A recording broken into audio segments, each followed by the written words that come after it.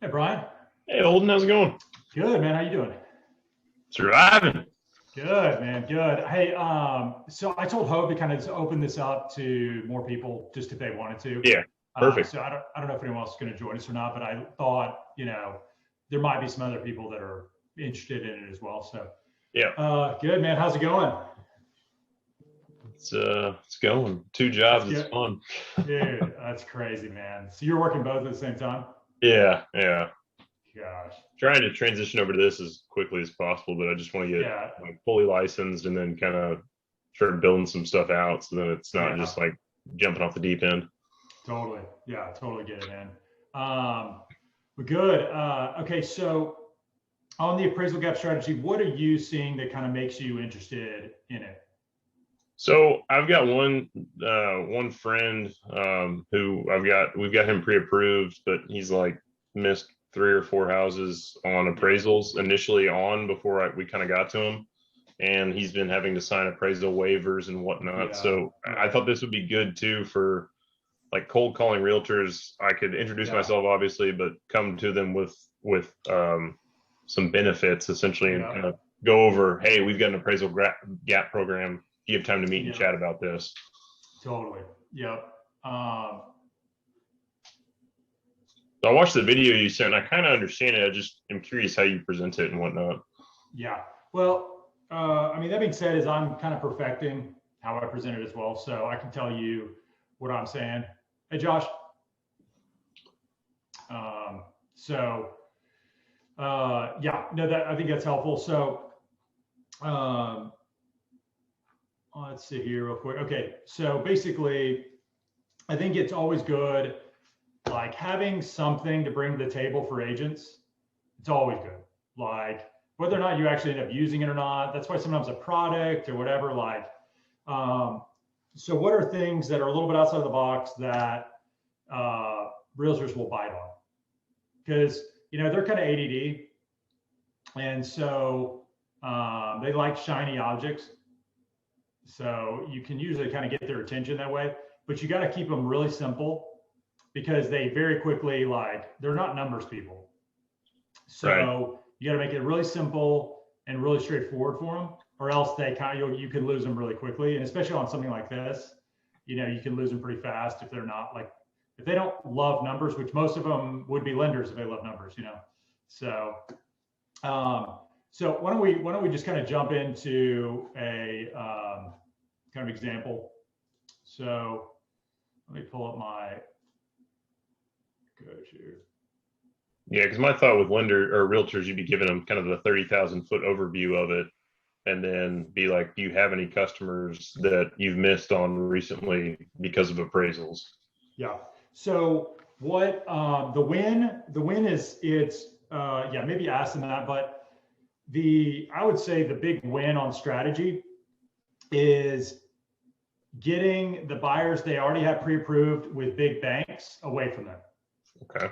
Big banks, credit unions, random lenders they don't know, out of town lenders, Quicken Loans, any of those. Realtors hate them as much as you do, but they are challenged with, like, how do I kind of pull them away? Because buyers don't really understand how it hurts their chances of getting their offer accepted and all the problems. And realtors sometimes feel like they are fearful about stepping on the buyer's toes too much with, like, pushing them to do whatever. So I think this is just another one to say, hey, look, I have this lender locally who has this appraisal gap strategy that I think will really help with giving you a sense of comfort of, like, what's your worst case scenario from a cash out of pocket standpoint. So are you, would you be open to just getting a quick call with him and he can kind of explain it? Because all you really need is you just need a foot in the door. And then what you want to do is, like, build rapport with them. And then what I call is lower the bar close, which is like, hey, you know what? Obviously, I know you've already been pre-approved with another lender, but you know what? I mean, it probably doesn't hurt. Let me just see if I can maybe put something together for you. And, like, it's kind of like the guy she told you not to worry about. He's just kind of hanging around your girlfriend. He hasn't, like, taken her. He's just kind of hanging around. And as long as he doesn't get kicked out of the place, he's got a chance. So that's what you want to be. Is you want to be the guy that can just kind of hang around in the background. Let me get the strategy template. Okay. So I'm going to share my screen real quick. Let's see this. Okay, can you guys see my screen? Yep. Okay. So I've got right here, so you can see on Mortgage Coach, I've got recent clients, and over here I have strategy templates. So what's cool about this is on Mortgage Coach, you can build out different like strategy templates. So I could show you how to do that more often, but let's say you want to do like a single premium MI, or just do the different, like it does a lot of the hard, like the heavy lifting for you up front. So it creates a template so you only have to plug in a few numbers. But it's appraisal gap strategy. So let's say we want to copy to a new client. So you can see over here, basically, I've got these 4 templates already built out, which is like if I click on this, I guess I got to put the name first.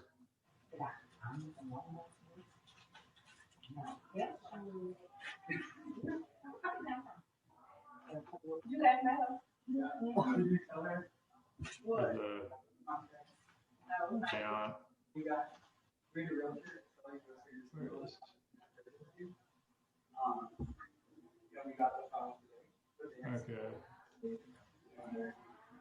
Oh, okay. Sorry. I had it on marketing versus individual. So say we do Josh B. So, okay. So now if I go down here, see we have a 440 purchase price, 20% down. Then the next option is 440 purchase price, 420 value. So that appraisal comes in 20 grand low. On this one down here, this is like for a 15% down option. And then 15% option with the appraisal comes in $20,000 low. See, so what you can do is you're keeping kind of the same formatting, but you can change the purchase price and the, so let's go to the presentation real quick and preview it. Okay, so so right here, you can see the different ones that automatically populate. And what I really want to highlight for the buyer is this, is say, hey, look, like, let's say, let's say you go under, let's say the listing price is 420, but you have to go 20,000 over to get the property under contract. So you end up at a 440. And so this would be your total out of pocket with 20% down normally. Let's say the appraisal comes in $20,000 low. In this scenario, this is your worst case downside. Cash out of pocket only goes up by what, 1,400 bucks? Is that single premium is only 1,400 bucks? Yep. Well, so because the deal is like if you have good credit and you have that much down, like single premium is so cheap at that point, because the coverage isn't very much. Right. So, and what you can do is just show them, hey, look, like what we can do is so actually usually I'm going to go over them and say, hey, look, your loan amount stays exactly the same.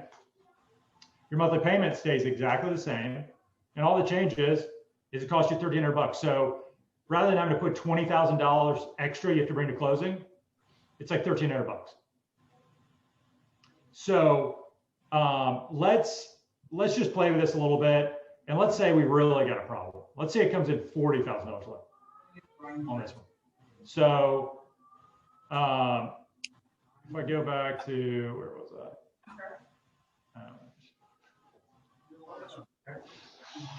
There's specific parameters like credit score and whatnot that they need to have. Yeah, so you're gonna want to keep this for like people who have at least 10% down and good credit. Okay. So let's say it comes at a $400,000 value. Okay, so what we're gonna do is now we've got a loan amount here of 352. So 352 over 440. What saying is, or sorry, 352 over 400. So our LTV goes to 88, right? So really all you have to do is like when you go into, you go into OB and you can price out the cost of whatever. So let's just do that real quick and let's see what's the price. So on here you got like 400. I should go, or sorry, yeah. Right. Okay. So say 750 FICO.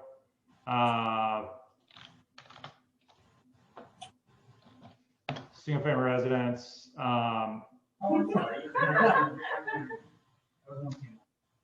Okay. So we go to MI here.